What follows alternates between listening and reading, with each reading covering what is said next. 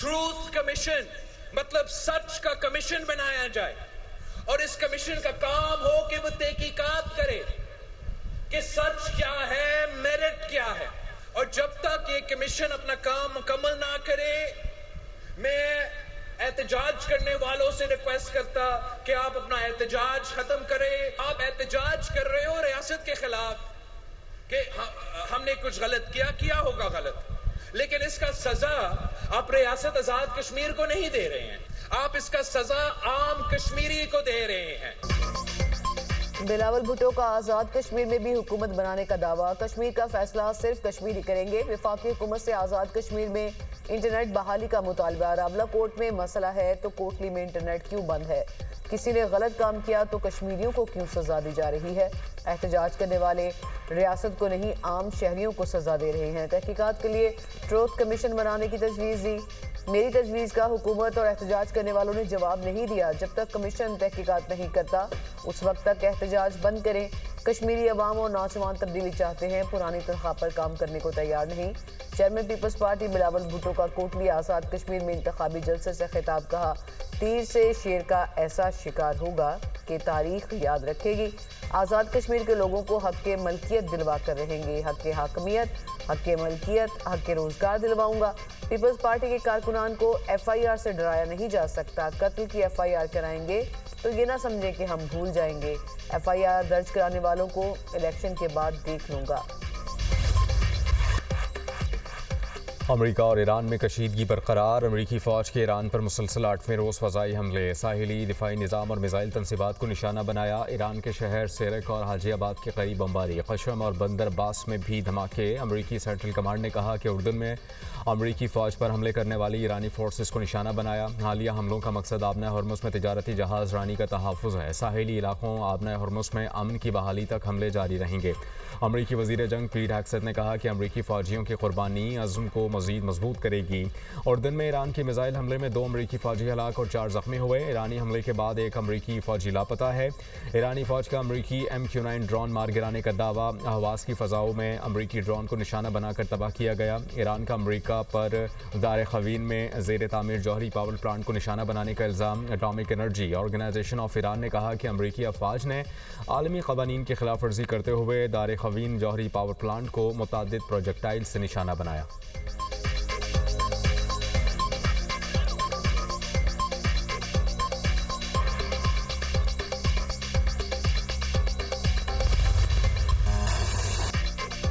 Iran के जवाबी वार खित्ते में अमेरिकी फौजी अड्डे निशाना।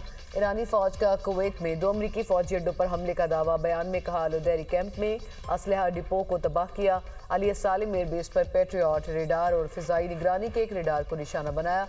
अमेरिका की जानिब से शहरी इंफ्रास्ट्रक्चर को निशाना बनाने के जवाब में हमले किए।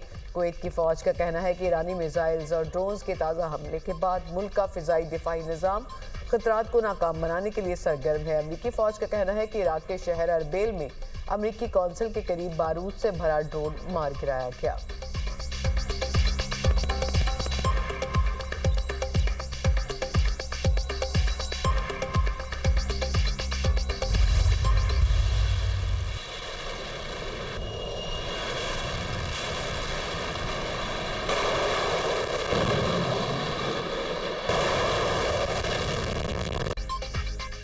अमेरिकी सदर ने पेंटागन को पूरी शिद्दत से ईरान पर बमबारी का हुक्म दे दिया। ईरान के मिसाइल हमलों से उर्दन में फ़ौजियों की हलाकत पर डोनाल्ड ट्रंप का रद्द-ए-अमल। कहा कि अमेरिकी फ़ौजियों की हलाकत इंतहाई अफसोसनाक है। सूरत हाल पर बेहद दुख है। ईरान डील पर अमल नहीं कर रहा तो अमेरिका को भी फिक्र नहीं। ईरान को कभी न्यूक्लियर हथियार हासिल नहीं करने देंगे।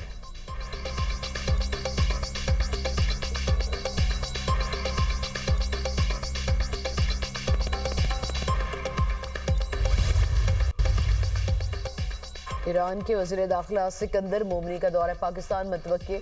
आला सतह का ईरानी वफ्द भी हमरा होगा। ईरानी वज़ीर दाखिला पाकिस्तानी हम मनसब मोहसिन नकवी और दीगर क़यादत से मुलाकातें करेंगे। सिकंदर मोमनी वज़ीर दाखिला मोहसिन नकवी की दावत पर पाकिस्तान का दौरा कर रहे हैं।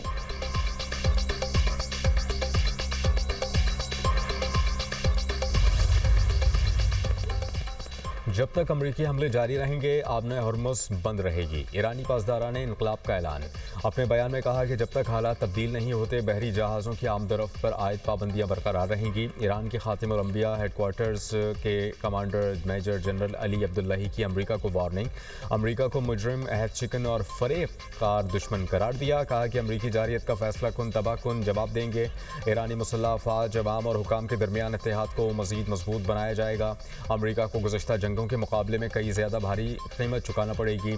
दुश्मन ने फौजी महाज पर मुसलसल नाकामियों के बाद अब ईरानी अवाम और क़यादत के दरमियान इख्तिलाफ और तकसीम पैदा करने में पनाह ढूंढ ली है। हमारी बावक़ार और बहादुर कौम अमन और सलामती की मजबूत बुनियाद है।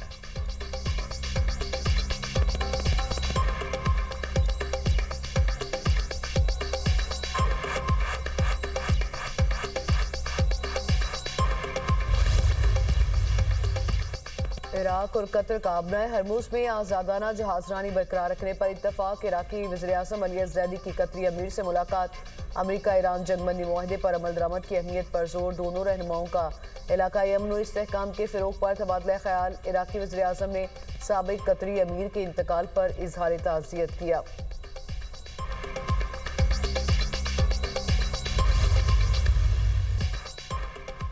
नायब वज़ीर-ए-आज़म इसहाक़ डार से सदर नेशनल पार्टी अब्दुल मालिक बलोच और पार्लिमानी पार्टी अरकान की मुलाकात। इसहाक़ डार ने कहा बलोचिस्तान के मसाइल हल करना हुकूमत की तरजीह है।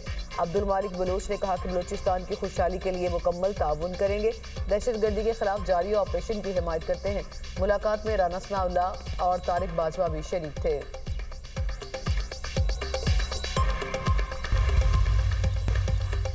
टंडो आदम के करीब वहाब शाह रेलवे स्टेशन पर मालगाड़ी हादसे का शिकार। 10 बोगियां पटरी से उतर गईं। कुछ बोगियां एक ट्रैक से दूसरे ट्रैक पर आ गईं। अप और डाउन दोनों रेलवे ट्रैक बंद। कराची से रवाना होने वाली तमाम अप ट्रेनें मअतल। मुख्तलिफ स्टेशन पर खड़ी मुसाफिर ट्रेनें भी मनसूख कर दी गईं। रेलवे हुकाम के मुताबिक मुसाफिरों को टिकट्स की रकम वापस की जा रही हैं। हादसे के 4 घंटे बाद भी बहाली का ऑपरेशन शुरू ना हो सका। अमला पहुँच गया। रेस्क्यू एंड रिलीफ ट्रेन का इंतज़ार। रेलवे इंतज़ामिया ने कहा कि कोटरी से रेस्क्यू एंड रिलीफ ट्रेन पहुंचने के बाद बहाली का काम शुरू किया जाएगा। रहीम यार खान में लाहौर जाने वाली मालगाड़ी के इंजन में आग भड़क उठी। रेस्क्यू और फायर ब्रिगेड ने आग पर काबू पाया। वाकई की वजूहात जानने के लिए तहकीकात का आगाज़।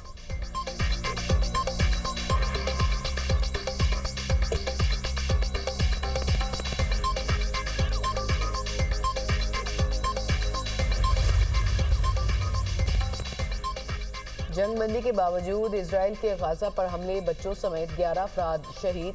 रिहायशी अपार्टमेंट पर इजरायली हमले में एक ही खानदान के 5 अफराद शहीद हो गए। जाँ भाग होने वालों में मियाँ बीवी और 3 बच्चे शामिल। इजराइल की जैतून के इलाके में महाजरीन के खैमों पर गोलाबारी में एक खातून शहीद, मुतादिद जख्मी।